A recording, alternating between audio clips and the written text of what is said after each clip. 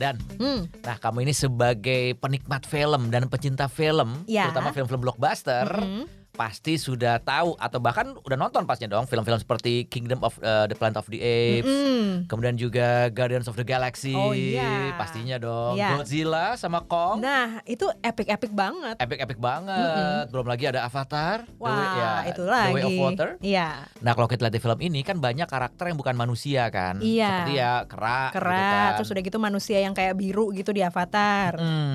Tapi kan bener-bener kayak hidup banget kan. Iya. Kayak kera itu bener-bener ekspresi mukanya. Kalau lagi sedih, kalau lagi ngomong, kalau lagi marah, itu Iya. kan semua gerakan-gerakannya Itu tuh kayak manusia aja gitu. Makanya saya juga kadang-kadang suka ngebayangin ini buatan, topeng atau gimana gitu ya, bisa kayak real banget gitu. Nah itu sebenarnya ini adalah salah satu teknik animasi juga, tapi yang dibuat berdasarkan gerakan wajah manusia sesungguhnya. Tapi hebatnya di film-film yang tadi saya sebut itu, ternyata salah satu orang yang membuatnya adalah orang Indonesia. Wow, Gila, anak muda orang Indonesia. gila, keren banget. Pengen tahu ceritanya? Ya, Pengen ngobrol-ngobrol? mau banget. Oke, kita tutup di Kudos.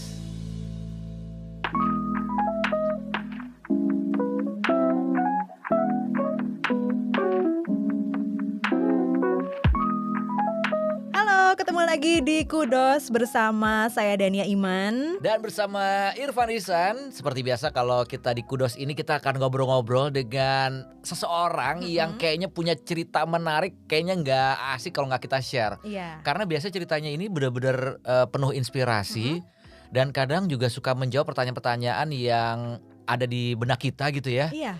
Misalnya, Apa kalau tuh? misalnya kita berbicaranya sama seorang musikus, kita suka ada pertanyaan, kok bisa sih menimbulkan suara seperti ini misalnya. Atau kalau kita bicara sama seorang animator gitu, apa sih yang menginspirasikan gambar seperti ini gitu. Nah, Begitu juga dengan yang kita mau ajak sekarang ini. ya. Ini biasanya kita udah akrab banget deh dengan hasil karyanya. Dan biasanya suka timbul pertanyaan. Kebetulan sekarang kita bisa ngobrol sama orang-orangnya. Coba Dan, siapa Dan? Iya, nah ini kebetulan kita jarak jauh ya. Jarak jauhnya nih berlipat-lipat nih, Van. Oke. Karena di sana udah kayak di masa depan. Wow, kita ngomong dengan orang dari masa depan. Jadi kita kan di Washington DC. Nah, seseorang ini yang akan kita ajak ngomong sekarang ada di Selandia Baru. Oh. Nah, dia adalah beda hari berarti ya? Beda hari. Kalau di sini kita masih hari Rabu, di sana udah Kamis. Oh, pantesan tadi pas ditanya, "Halo, apa kabar? Apa kabar kamu dari kemarin ya?" Gitu. Itu beneran gitu. Karena kita satu hari beda ya. Iya benar. Tapi ngomong-ngomong animator, ini pas banget ya. Karena hari ini yang akan kita ajak ngobrol ini adalah juga ada hubungannya dengan profesi yang satu ini. Wah. Nah, langsung aja kita ajak kenalan ya. Halo, ada siapakah di masa depan?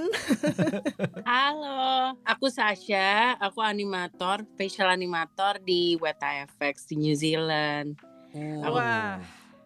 Animator untuk Facial animator, jadi aku animasi khusus muka-muka gitu. Wah, jadi ini maksudnya kalau ini ya kan kalau film-film yang di masa lalu mungkin banyakan rata-rata itu memang pakai kostum, topeng. Kalau sekarang tuh lebih bisa dianimasiin muka gitu ya. Bener gak sih? Topengnya digital sekarang. Topengnya digital ya? Waduh, ini amaze banget ya. Mungkin nanti Sasha bisa bercerita mengenai karya-karyanya. Soalnya dari karya-karyanya itu mungkin kita jadi lebih ngerti gitu mengenai apa sih facial animator. Jadi mungkin Sasha bisa menjelaskan sedikit mengenai profesi sebagai facial animator ini seperti apa. So aku untuk di Weta FX kita tuh dipisah antara body animator sama facial animator. Jadi karena kita mengerjakan film yang amat sangat detail, jadi mereka mempekerjakan facial animator untuk mengambil keseluruhan detail dari animasi muka. Jadi kita khusus untuk animasi muka VFX, jadi yang realistik gitu. Itu yang kita kerjakan. Di situ kita ada yang ngambil data dari mocap, ada yang kita manual, animator keyframe juga untuk khusus muka. Jadi kita lihat actingnya atau kita kadang acting sendiri jadi reference, lalu kita jadikan apa yang kita lihat di TV atau di layar lebar gitu. Oke, kalau gitu sebelum kita terlalu jauh biar sama-sama bisa ngebayangin nih, kita sebutin dulu karya-karyanya dari Sasha, ya. Terus mungkin juga di situ kita bisa kegambarkan, oh karakter seperti apa sih yang dimaksud? Iya, yang dianimasiin tuh apa gitu ya? Oke, jadi kalau lihat di sini, di Primbon ya. Karya-karya dari Sasha ini ada Kingdom of the Planet of the Apes. Nah. Ini film favorit saya. Itu Ini- kan berseri-seri ya Van ya? Iya, jadi franchise Planet of the Apes ini nih saya ngefans banget. Iya. Dan makanya begitu tahu ternyata Sasha juga bagian dari ini langsung oh wow. Iya, karena gila, ini keren banget. film yang legend banget karena dari tahun 60-an ya kalau nggak salah udah ada sampai Terus sekarang. di remake lagi, Iya. yang sekarang tuh bener-bener kayak gila hidup banget. Iya, gitu. iya. Terus udah gitu juga film Godzilla Versus Kong. versus Kong, The New Empire, Mm-mm. Guardians of the Galaxy. Mm-mm. Ini juga terlibat juga. Sampai Avatar segala, buset Ya deh. ampun, ini tuh yang kayak kita kalau nonton ini amazed banget ya, kok bisa sih ini, apalagi apes ya. Heeh. Itu kan bukan orang penampakannya tapi apes, tapi kok gerak-geriknya tuh kayak apa Hidup ya? banget emang beneran hidup banget. Dan itu ternyata ada aktor di belakangnya gitu. Nah, mungkin Sasha bisa menjelaskan ya mengenai prosesnya tuh seperti apa gitu. Iya, apa yang dibikin sama Sasha di film tersebut? Kalau untuk Planet of the Apes itu kita jatuhnya mentranslation dari gerakan-gerakan reference aktornya itu untuk menjadi gerakan apes. Jadi kita harus kayak mempelajari gimana sih kera itu move. Jadi biar kita bisa bikin itu sebagai surrealistic possible. Jadi kalau dari awal aku bisa jelasinnya, untuk apes itu kita ada 2 cara animasi. Ada yang mocap yang langsung dari aktornya, terus kan mukanya tuh ada dot-dotnya, di videoin, terus kita ambil data geraknya menjadi base data gerak kita. Lalu dari situ kita kasih namanya layer. Jadi di atasnya itu kita rubah gerak-gerik mereka dari awalnya tuh kalau kita baru ambil dari motion performance capture-nya itu kelihatannya kayak orang pakai topeng terus gerak-gerak gitu, Iya. tapi monyet karena bisa dibilang kalau kita gerakin dengan gerakan manusia, dengan cara gerak manusia itu akan terlihat uncanny. Jadi kelihatan real tapi nggak real all at the same time. Sebagai facial animator itu tugas kita untuk menjadikan gerakan manusia itu menjadi gerakan apes. Jadi di balik itu aku udah ngerjain research gitu. Jadi nontonin film-film sebelumnya gimana mereka approach-nya, terus biar ada continuity yang bagus ya. Lalu ada juga aku pergi ke zoo. Di sini ada zoo, kita emang ada bagian untuk keraknya gitu. Ada satu exhibit yang isinya kera-kera yang emang dari awal dibikin nama Weta, dikasih ke zoo-nya untuk funding untuk bikin exhibition kera itu bertahun-tahun lalu. Nah, jadi aku suka pergi ke sana cuma buat ngeliatin gimana keranya bergerak itu kira-kira sebulan sebelum mulai project. Jadi aku udah persiapkan diri lah intinya. Lalu karena untuk project itu kita harus translate gerakan manusia ke kera, di atas layer, di atas dari performance capture aktornya aku harus rubah tuh bentuk mukanya si karakter kera tersebut. Kayak misalkan si Noah yang tadinya kelihatan seperti aktornya, aku rubah agar menjadi seperti kera gitu, seperti apes. Jadi bibirnya kan kalau apes kan amat sangat mencucu gitu-gitu ya, itu tak keluar. Jadi itu yang kita animasiin on top. Ada juga yang kita dari from scratch. Jadi kita ngelihat reference lalu kita animasiin gimana kera bisa ngomong seperti itu gitu. Oke, jadi ini memang aktornya sendiri tuh berakting dan ini lalu ditranslate menjadi sosok si kera ini ya. Jadi maksudnya bukan kayak film animasi yang ada aktor yang hanya menyuarakan gitu ya Syah? Iya, ada sih karakter beberapa yang cuma menyuarakan, tapi kita juga record gimana dia gerak waktu nyuarainnya, lalu kita manually bikin tuh si karakter keranya itu seperti itu gitu. Wow. Iya, jadi pantesan kalau misalnya kita lihat film ya paling deket inilah ya Planet of the Apes ini kan beneran hidup banget. Sosok keranya ini benar-benar kayak kera hidup, kayak sama kayak manusia gitu, semua gerak-gerakannya. Dan ini ternyata memang gerakan dari aktor yang sesungguhnya. Makanya suka ngeliat tuh kan, kalau ada behind the scene gitu, ada aktor yang ditempel kayak bola-bola pingpong di Iya kayak titik-titik gitu. titik-titik itu yang itu sebenarnya merekam setiap gerakan sampai sekecilnya. Itu sampai gerakan kayak apa raut wajah. Ya makanya ada banyak banget tuh dot-dot itu yang di capture sama dia, ada kamera di depan mukanya. Nah itu dia yang capture, yang ngelihat gerakannya seperti apa. Nah nanti kita translate kita masukkan ke komputer, kita dapat gerakan base-nya tuh dari situ.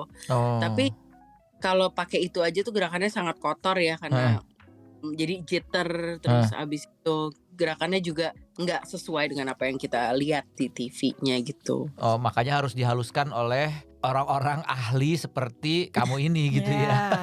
Iya, performance capture seperti itu. Wow, itu sebenarnya apa sih? Kayak bola pingpong itu apa sih, Syah? Itu sensor atau apa sih? Kecil-kecil tuh kayak markers kalau dia. Jadi kita marks bukan bola. Kalau yang bola Buat badan. biasanya yang body animator itu tadi ya. Iya. Kalau facial biasanya kayak dicoret-coret gitu mukanya, pakai coret-coretan hitam. Oh, itu buat nge-mark aja gitu ya? Iya, tempatnya udah ditaruh khusus. Jadi nanti mereka pakai kayak topeng gitu, topeng transparan, terus ada orang yang ngasih dot-dotnya. Iya. Itu kalau ngelihat ya yang seperti yang kamu bilang tadi, behind the scene-nya gitu ya. Itu kadang-kadang lagi mikir itu takut kesetrum nggak ya? Ternyata itu gambar. Itu gambar ternyata ya. Jadi direkam sama kamera. Nah, biasanya kamu tuh ngerjainnya tuh khusus satu karakter atau ada beberapa karakter? Kita megangnya kita dibagi per scenes. Jadi kita dibagi jadi tim kalau untuk film itu ya. Kita dibagi jadi tim dan aku kebagian salah satu tim yang mengerjakan scene A, B, C gitu seperti itu. Oke. Berapa lama biasanya tuh kamu untuk ngerjain satu scene? Tergantung ya, karena kita loncat-loncat. Jadi secara keseluruhan hampir aku involve-nya tuh sekitar hampir setahun di show ini aja gitu. Berapa scene yang kamu kerjain, Syah? Ingat gak? Aku ingetnya per shot, kan waktu itu dihitung 72 shots. Itu setahun ya? Setahun, makan waktu banget emang ngerjainnya. Iya, karena itu kan detail sekali ya. Nah ini karena memang ini detail sekali dan tadi Sasha bilang dibagi per tim ya. Jadi timnya banyak gitu kan. Sasha sendiri megang 70 lebih shots gitu tadi. Itu kerasa gak sih ada perbedaan tersendiri gitu antara shots buatan Sasha sama shots buatan yang lain gitu? Maksudnya kan mungkin ada perbedaan rasa atau gimana gitu Syah untuk mencocokkannya gitu. Karena kita sangat dijaga banget konsistensinya, jadi nggak boleh ada perubahan dari animator A, B ke C gitu. Jadi kita nggak boleh ada change in character. Jadi kita punya guideline di mana konsistensi karakter itu ya harus selalu sama gitu. Si A misalkan bikin U-nya seperti apa, si B bikin U-nya seperti apa, itu nggak boleh. Jadi semuanya tuh harus mengikuti guideline gimana say Noah bergerak atau Raka bergerak. Itu kita harus benar-benar ngerjainnya sesuai dengan karakternya. Jadi bukan gimana kita animate tapi gimana karakternya bergerak. Jadi kita menyesuaikan ke per karakter tersebut gitu. Kalau di Guardians of the Galaxy siapa yang kamu kerjain? Aku waktu itu jadi camera match move artist. Jadi aku ngerjainnya malah di badan. Jadi kalau gerak-gerak yang harus costume change, kita manually animate actual body-nya buat costume seperti itu. Jadi aku untuk Guardian Galaxy ada di departemen lain yang nge-tracking buat kamera dan match move artist gitu. Kunjungi website kami di www.voaindonesia.com.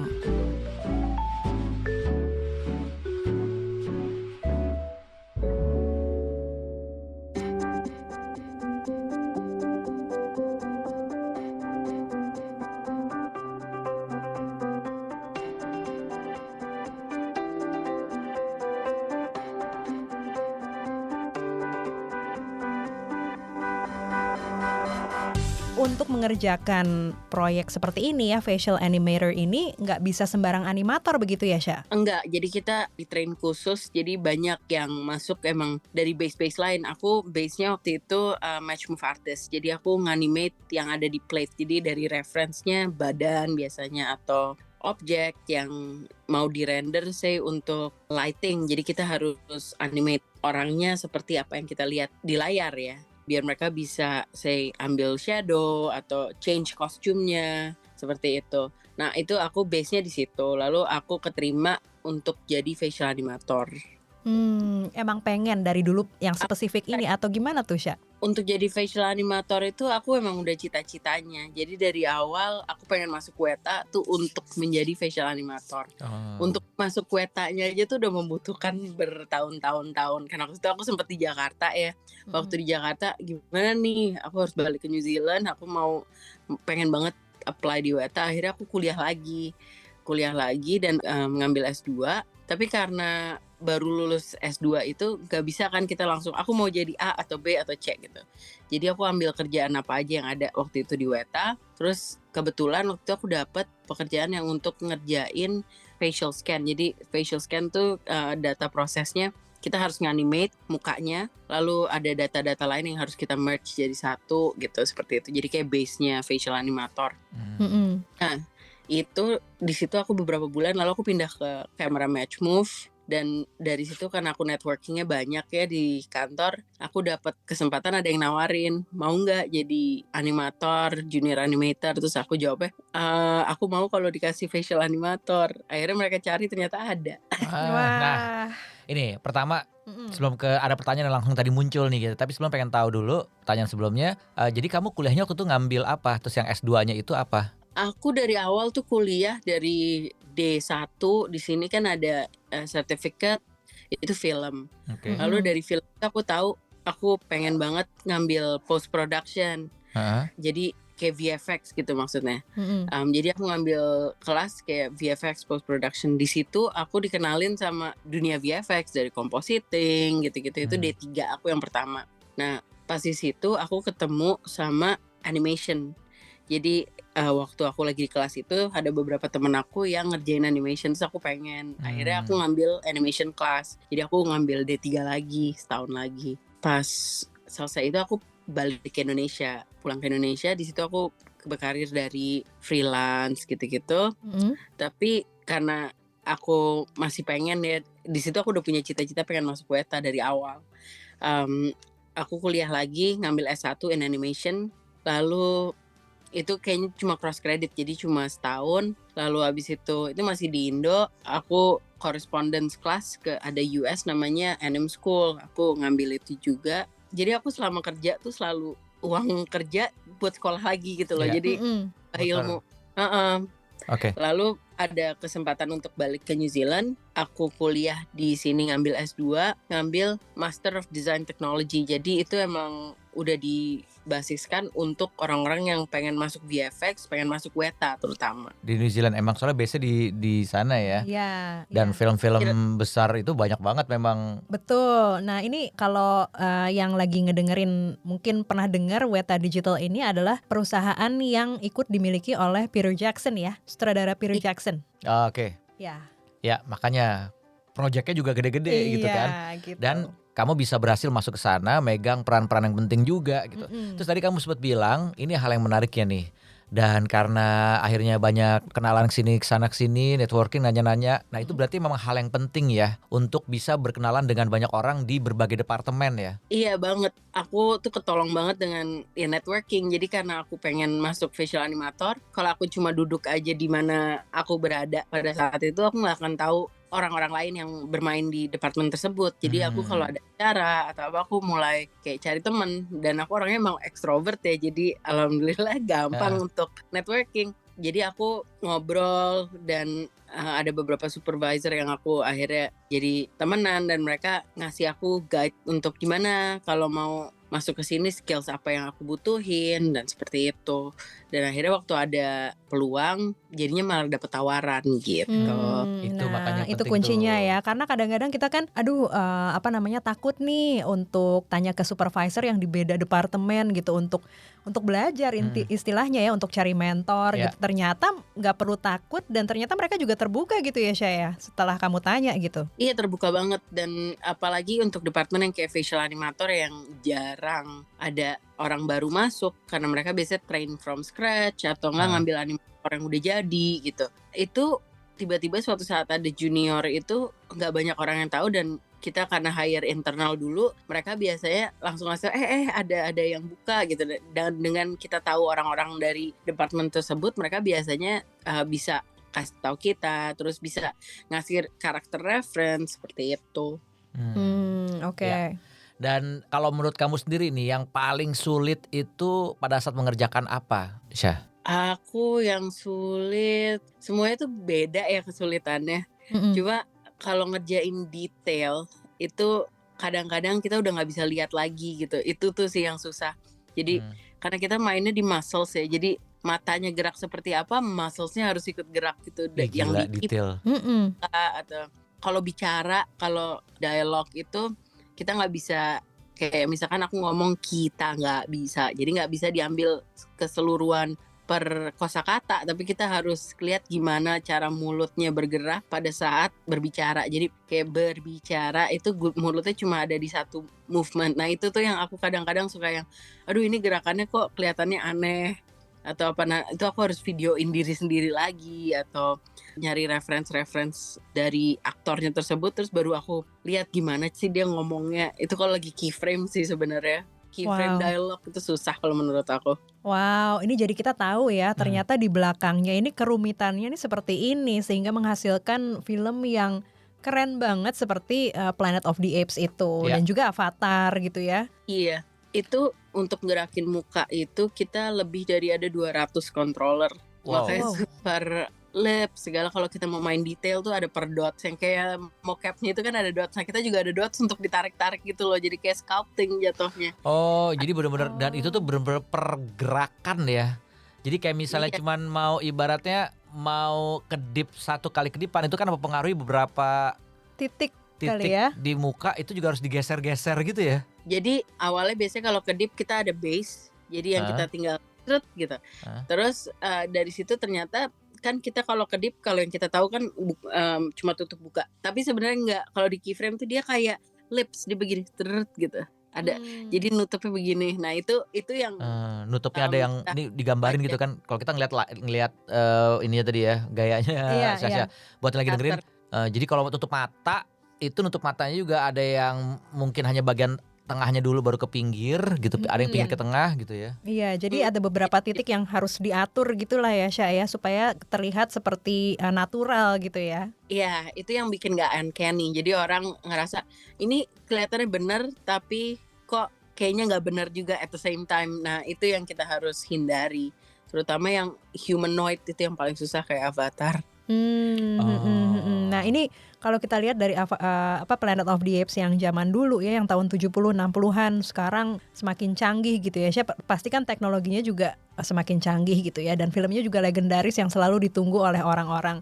Nah Sasha sendiri gimana nih ketika dibilang, Sasha kamu akan ikut dalam penggarapan film ini yang amat sangat legendaris, itu ada pressure-nya gak sih Syah biasanya? Apalagi Avatar juga sih ya, Guardian of the Galaxy juga kayak gitu, ada serinya gitu. Itu kalau ada serinya itu pressure-nya karena kita harus ngikutin gimana yang sudah dikerjakan sebelumnya. Dan yang udah dikerjain sebelumnya itu yang wow banget. Apalagi waktu Apes actually terutama. Kan kalau Avatar kita sistem baru, ini baru gitu. Walaupun yang pertama keren, tapi kita membuatnya melebihi lagi gitu kan. Untuk yang abad kedua. Untuk Apes tuh kan bener-bener kera orang. Dan aku tuh deg-degannya banget tuh gimana aku bisa bikin karakter-karakter kera bicara tapi gak kayak orang, kayak yang udah dikerjain di film-film sebelumnya. Jadi pressure banget untuk bikin sebagus sebelumnya. Kalau yang zaman dulunya kan pakai topeng tuh kalau misalnya ingat ya? kan, kostum topeng gitu ya. Tapi itu aja dulu masih kecil keren gitu, banget ya. nonton itu kayak serem banget gitu. Sementara kalau yang sekarang tuh kayak bener-bener udah hidup banget gitu ya. Betul. Bantunya banget karena orang-orang yang ngerjainnya lead-leadnya tuh ada beberapa yang masih bareng kita untuk facial. Jadi mereka bisa tahu apa yang salah, apa yang benar, atau mereka bisa kasih guidance ke kita juga. Emang kita internally trained juga. Jadi karena nggak ada ya sekolah yang ngajarin muka juga. Iya. Terus kamu juga berarti kayak ini juga nggak sih? Konsultasi juga sama mungkin kayak ahli syaraf gitu, karena kan muka itu juga suka berhubungan sama syaraf-syaraf gitu ya, muscle gitu-gitu nggak sih? Tahu Jane Goodall nggak? Yang orang Jane Goodall. Oh iya. Jadi, yang pemerhati orang utan. Iya, dia datang ke kantor, udah umur. Dia datang ke kantor untuk melihat kerjaan. Dia lihat, oke, ini udah kayak kera. Oke, kita yang oke. Oh gitu. Oh sampai dia datang ya. Dia udah umur hampir 90 ya? Iya. Udah umur banget ya. Waktu itu lagi ke New Zealand terus dia datang, terus dia nonton. Oh wow. Wah, gila. Hebat. Nasya, ini pasti yang lagi ngedengerin ini langsung takjub ya. Wah ternyata ada ya posisi yang khusus untuk bisa ngerjain animasi di film-film seperti yang tadi Sasha sudah cerita gitu. Apa sih nih Sya tipsnya gitu ya? Mungkin dari Indonesia mereka kepengen gitu untuk jadi kayak Sasha gitu, untuk bisa kerja di luar negeri juga gitu. Kan gerbangnya tuh gimana gitu? Iya, gimana tuh Sya? Kalau aku bilang sih yang nomor 1 itu gak boleh nyerah. Soalnya aku juga mau masuk Weta tuh ditolaknya bukan sekali 2 kali. Oh gitu. Ya makanya akhirnya aku kuliah lagi, coba lagi. Masih belum kena, kuliah lagi, coba lagi. Akhirnya kenanya sekitar setelah dari aku awal lulus kuliah pertama kali atau mulai kuliah, itu kan umur 18 ya, udah pengen itu masuk Weta. Lulus D3 sekitar umur 21, itu mulai nyoba on off. Tapi karena aku juga mau berkeluarga, jadi kan nyoba berhenti. Pas keterima tuh umur 31. Wah, hampir 10 tahun. Nyoba terus. Jadi jangan pernah ada kata menyerah gitu ya. Bener banget. Kalau nyerah nggak nyampe, apalagi kalau cita-citanya makin lama makin tinggi kan. Jadi apapun yang dikerjain harus, kalau aku memikirkan untuk menuju ke cita-cita tersebut gitu. Ini keren banget. Karena orang sekali nyoba, 2 kali nyoba, 3 kali, bukan buat gue ini sih berarti memang gitu ya. Iya. Sementara kalau kamu nggak, pasti namanya ikhtiar gitu ya. Iya, Nah, pasti. Ya terus-terusan. Karena Gitu tadi ya. kan sekali nyoba, 2 kali nyoba, 3 kali berhenti. Padahal yang keempat siapa tahu ya, siapa kita kan nggak tahu ada di gitu situ ya. ternyata pintunya. Iya.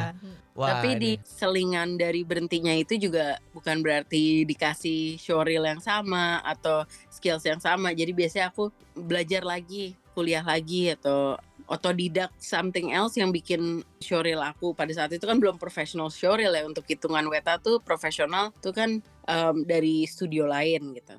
Nah, karena kita waktu kan dari sebagai student, jadi kita punya student showreel kan. Jadi kita harus perbaiki terus. Dan akhirnya ya itu yang abis S2 baru keterima. Wah, abis S2 ya. Ini suka ngobrol gak sih Syah antara sesama animator untuk film-film Hollywood gitu ya, yang dari Indonesia gitu kan, kita tahu ada di mana-mana ya, bahkan sampai Sasha di Selandia Baru gitu. Untuk di Indonesia tuh kita belum banyak ya. Aku kenal rata-rata. Jadi aku kenalnya dulu sebelum aku malah masuk Weta. Semenjak masuk Weta aku malah belum banyak ketemu lagi kan. Aku baru pulang ke Indo sekali, 2 kali. Dan kalau yang untuk di luar ya, kayak Karini, ada Rini Sugianto. Nah itu yang di US. Nah dia di gaming, I think sekarang. Dulu dia pernah di Weta juga. Nah itu aku pernah ketemu, kenal, dan dia juga ngasih tau kalau misalkan mau gini tuh A, B, C gitu loh. Jadi kita ngobrol juga dulunya. Terus kalau di Wetanya sendiri orang Indonesianya kan nggak banyak ya, kita cuma berlapan. Oh, ada 8 ya? Iya, berlapan, departemennya beda-beda. Dari 1.000, hampir 2.000, 1.500 orang kayaknya. Indonesia cuma berlapan, dikit juga sih kalau dibandingin. Tapi tetap aja kita bangga ya, Bangga banget, ada 8 orang Indonesia yang ternyata di antara ribuan orang-orang yang ada di Weta Digital yang ikut mengerjakan film-film Hollywood yang laris banget di. Terus kamu jadi suka luar merhatiin ini juga nggak sih ekspresinya orang-orang kalau lagi ngomong, lagi nangis, kamu perhatiin gitu? Iya banget. Jadi semenjak jadi animator tuh ada 2. Satu, aku nggak bisa berhenti kalau ngeliatin orang tuh kadang-kadang suka overly gitu. Jadi aku perhatiin aja, oh nih orang geraknya gini gitu. Nah itu tuh kalau udah ketahuan malu banget sih. Terus kedua, nggak bisa enjoy film. Jadi kalau lagi kayak kemarin nonton apa, terus aku yang ada, wah itu harusnya gini nih, wah ini kalau kayak gini bagus. Malah mikir, nih bukannya enjoy film malah kerja. Jadi jangan kaget ya kalau tiba-tiba ketemu Sasha, tiba-tiba dia kayak bengong gitu ngeliatin gitu ya. Iya bengong bener. Iya, terus saya ketemu Sasha gitu tuh. Sasha ngeliatin gitu. Kenapa Sasha? Enggak, lagi mikir kalau dianimasiin jadi salah satu apps gimana ya. Aduh, seru banget. Aduh, seru banget nih ngobrol-ngobrol sama Sasha gitu ya. Jadi mungkin nanti kapan-kapan mau dibikinin sama Sasha muka gue jadi kayak siapa gitu. Iya, lumayan ya, kayak tembok. Kayak tembok. Tembok bicara. Aduh. Sasha, mungkin ada yang mau disampaikan gak nih ke teman-teman yang lagi ngedengerin? Atau mungkin ada proyek yang bisa di-spill nih? Kalau proyek sih belum. Kali kalau ngelihat ke websitenya Weta, mereka kasih tahu proyek apa yang kita mau lagi kerjain, yang udah keluar trailernya gitu-gitu. Nah, aku ada beberapa yang aku kerjain yang dari list itu. Oke. Nggak boleh disebut ya? Rahasia ya? Nggak berani aku keluar. Kalau yang lain lagi, kayak mungkin fun fact ya. Fun fact, aku nggak bisa gambar. Oh gambar begitu, gambar pakai tangan gitu nggak gambar ya, Syah? Enggak, aku nggak bisa gambar. Jadi aku belajarnya dulu, kalau orang lain banyak belajar animasi awalnya pada gambar dulu, aku gambar ujung-ujungnya jadi stick figures, jadi rada-rada malu gitu kan. Terus akhirnya aku ternyata nemunya lebih ke sculpting. Sculptingnya pakai kue. Pakai kue? Jadi Iya. gimana tuh? Bikin cake sculpture. Awalnya taunya gara-gara anak aku waktu itu ulang tahun pertama gitu-gitu. Waktu hamilnya aku mulai bikin-bikin gitu. Terus makin lama jadi sculpting cake-nya jadi bentuk anjing segala macam gitu-gitu. Wah, ini Ini menarik nih. Heeh. Sculpting. Seperti apa namanya, hobi terselubung yang Iya, nanti buka bakery setelah selesai dari iya. Weta. Nggak, tapi yang menarik biasanya orang tuh suka udah minder duluan pada saat dia ngerasa dia seneng banget jadi animator, pengen tapi dia nggak bisa gambar. Ini banyak banget lah yang seperti ini. Iya. Tapi ternyata kamu membuktikan itu bukan jadi syarat utama sebenarnya ya. Bukan, especially di dunia 3D. Kalau di dunia 3D ini kan ujungnya jatuh-jatuhnya kita kayak sculpting. Makanya aku malah larinya ke sculpting gitu. Jadi Oke. kita harus bisa gimana bentuk sesuatu barang itu di 3D world, bukan di flat. Kalau gambar kan ngambil dari 3D world dijadiin ke flat image. Kalau aku malah bisanya ngelihat apa yang ada di gambar, aku jadiin ke 3D image di kepala aku, bisanya gitu. Dan aku nggak bisa 3D modeling, bisa 3D modeling di real life kayak pakai clay gitu, lumayan. Terus habis itu aku ngikutin cake. Ya pokoknya apa yang aku bisa jadiin di 3 dimensi. 3 dimensi gitu. Wow. Nah, jadi aku malah ujung-ujungnya malah nggak bisa gambar. Tapi malah bisa sculpting ya. Iya, terus Iya. ngeluarin film-film blockbuster Iya. Hollywood. Iya. Oke, kalau gitu kayaknya udah seru banget nih ngobrol-ngobrol sama Sasha ya. Terus kita nggak sabar pengen tahu nanti project berikutnya apa. Tapi yang pasti sih kita sekali lagi juga ngucapin selamat atas bener-bener prestasi kamu yang sudah terlibat di film-film blockbuster yang Iya. kita udah nonton, ternyata weh bangga banget nih. Ternyata yang bisa ngegerak-gerakin itu ya salah satunya adalah Sasha. Sasha. Ya. Terima kasih. Ya, selamat atas pencapaiannya, apalagi usaha keras Sasha ya selama tadi 10 10 tahun tahun loh. nyoba nembus ke Weta sampai sekarang akhirnya bisa berkarya di sana. Kita ikut bangga nih, Sya. Kudos. Kudos. Amin. Semoga langgeng lah di sininya. Amin. Amin. Oke, Oke, kalau gitu. Sasha, thank you banget ya atas waktunya. Terima kasih. Oke, kalau gitu kita pamit ya, Van ya. Saya Iya. Dania Iman. Dan Irfan Isan. Ikuti Kudos selanjutnya karena kita selalu menampilkan cerita-cerita yang penuh inspirasi dari diaspora Indonesia di mancanegara. Ya, oke, sampai ketemu lagi. Bye-bye. Bye.